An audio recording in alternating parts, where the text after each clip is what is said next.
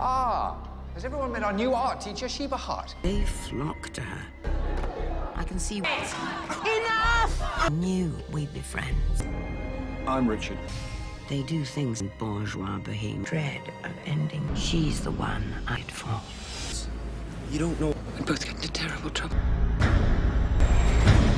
I need to speak to you about... It is the beginning of a new term at a comprehensive school in London. Barbara Cavett is a history teacher with one secret. She loathes her students and despises her fellow teachers. Barbara also has a habit of journaling every day and expressing her feelings. Barbara has contempt for how teachers try to connect with students who are getting better at sneaking in drugs. During a meeting, the principal introduces a new art teacher, Sheba Hart. Barbara helps dissolve a fight in Sheba's class after a boy called Stephen Connolly beats up another boy for speaking inappropriately about Sheba. After this encounter, Sheba thanks Barbara for her help and so begins a friendship that would end in disaster. Barbara expresses how attracted she is becoming to the beautiful woman with a nice voice. Over the next scenes, we see Barbara and Sheba interacting more and becoming greater friends. One time, Sheba invites Barbara for lunch at her place and Barbara takes this as a great affair. She buys new clothes and makes her hair. However, she is surprised when she meets Richard, Sheba's husband. He is almost 20 years older than his wife, and she hates him as soon as she sees him. Barbara also meets Sheba's daughter Polly, who is in a relationship with a boy from school. Soon, Barbara's illusion of Sheba being in a perfect marriage with perfect children is shattered when she meets Sheba's son, who has a disability. During the meal, Barbara expresses disgust at every little thing the family does, only consoling herself by thinking about Sheba romantically. She notes that Sheba gets a phone call she picks up in secret. Sheba also shows Barbara her shed where she practices her art. After a while, Sheba expresses grief at losing her father and explains how her marriage with Richard is wonderful but does not give her meaning. She is also tired since she has spent the last 10 years taking care of their son Ben. Barbara slyly listens to her story while in reality, she wants to get closer to Sheba for her own selfish needs. Barbara's obsession takes on new heights when she starts documenting everything about Sheba and even posting pictures and hair strands of Sheba in her diary. One time during a school play, Barbara realizes that Sheba is taking too long to join her, so she decides to see what is keeping her. She nearly gets a stroke when she sees Sheba in a classroom with the 15-year-old Steve who had been caught in a fight a few days ago. Barbara takes the news personally, feeling very betrayed, and she decides to act on it.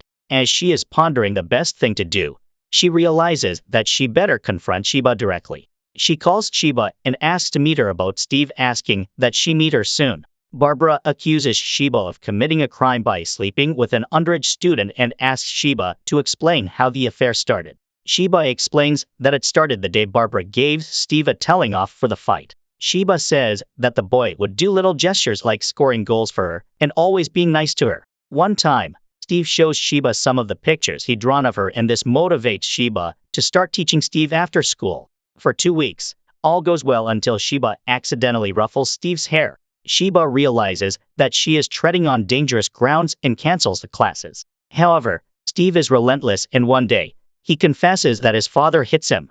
Steve cannot tell his mother since she is sick with kidney disease and has a few months left unless she undergoes surgery. The vulnerability of the little boy touches a spot in Sheba's head and she decides to meet him that night at a bridge. Their meeting is intimate and that begins the first of many sexual encounters. Barbara cannot believe that Sheba would do such a thing and Sheba expresses guilt at it, saying that she felt needed with Steve. Sheba also states that she wanted to tell Barbara about the affair but felt she would put her dear friend in an impossible situation. She tells Barbara not to tell anyone until after Christmas since she needs to spend the holidays with her family. Barbara explains that she is not going to reveal the secret provided that Sheba ends things with the young boy immediately. Barbara realizes that by pretending to support Sheba through this, she will be closer to her and thus fall in love. Sheba gets home and finds that Polly's boyfriend cannot come and join the family for the Christmas celebrations. Barbara explains that Polly has a fetish for her boyfriend, and it is clear that Barbara detests everyone in Sheba's life. Barbara joins her sister for the celebrations at Christmas. Barbara's sister asks her about a younger teacher, Jennifer, whom she was close with. Barbara acts uninterested and explains that the teacher fell ill and changed schools. Elsewhere, We see that Sheba ends the relationship with Steve, but the younger boy approaches Sheba at her home during the holidays. Sheba is unable to pull through with the breakup and ends up dating the boy. After Steve leaves, Sheba breaks down, showing that she feels bad for what she is doing, but the thrill of it makes it a temptation she cannot resist. Meanwhile, Barbara's sister asks her if there is someone after Jennifer, implying that Barbara might be a lesbian. Sheba gives Barbara a picture frame as a gift for the holidays, and as usual, Barbara takes this as a gesture. Sheba continues her illicit affair, but keeps it super hidden. However, she occasionally hooks up with Steve at her art lair. Barbara's beloved cat falls ill, and this really affects her as she has grown very attached to it. The vet tells her that the cat will die in a few weeks, and she takes her woes to Sheba. Barbara takes advantage of the situation by asking Sheba to help lift her moods by practicing something she used to do at her former school. Barbara asks Sheba to stretch her arms, and she begins stroking her, trying to ignite some passion. Sheba realizes that the gesture might be more than what it is supposed to be, and she asks Barbara to leave. Barbara is hesitant until she sees someone climb over Sheba's garden and go into Sheba's house. She tells Sheba to call the police, but Sheba says it must have been the neighbor's kid. Suddenly, her phone rings and Barbara makes a go for it, realizing that Sheba is still having an affair with Steve. Barbara looks at Sheba in disbelief, and she storms out. Sheba follows her, explaining that she tried to end things, but she couldn't. Barbara tells Sheba that Steve cannot be with her for a long time and is merely using her to fulfill his fantasies. When things become heated, he is sure to dump her because he is so young. Barbara threatens to reveal the affair to Richard if Sheba does not end the relationship. Sheba goes to Steve's house and meets Steve's father, who is nothing like the vicious man he had depicted him to be. After Steve learns that the affair is out, he dumps Sheba, explaining that he wanted to have fun, hence he created the kidney and abuse story. Sheba is so devastated, and she seeks comfort in Barbara. Over the next days, we see Barbara happy at Sheba's anguish, since the poor woman can only share her sorrows with her. While Sheba's betrayal might have hurt her more than she lets on, Barbara feels that this misfortune helped bring her and Sheba closer together, and she would soon get what she longs for. Barbara takes Sheba to a certain spot overlooking the city and confesses about Jennifer, saying that she suffered from depression. Sheba listens to the story, not knowing that Barbara is manipulating her and preying on her vulnerabilities. One time, this perfect illusion is shattered when Barbara learns that her cat is to be put down, as its time to travel to the animal kingdom has come. Barbara is advised to return for her final goodbyes, and she goes to visit Sheba, intending to bring her along.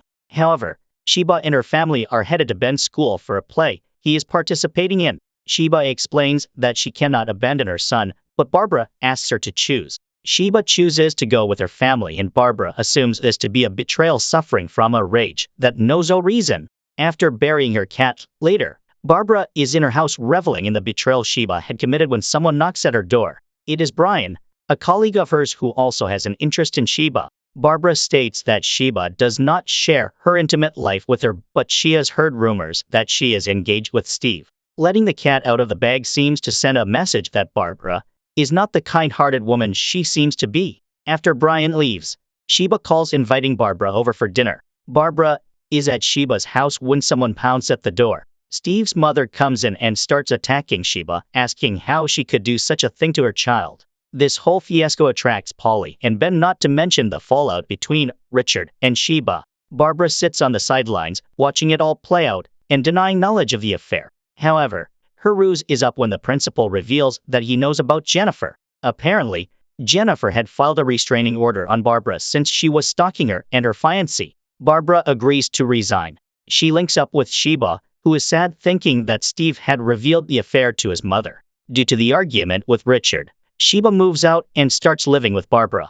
Barbara explains that the month she stays with Sheba is the best one of her life. She expresses how tempted she has been to have her way with Sheba, but she will be patient. The news of the scandal is broadcast everywhere, and journalists are camping outside Barbara's house. One day, Barbara is at the market purchasing some supplies when Sheba sees a trail of golden stars and a piece of diary paper in the trash.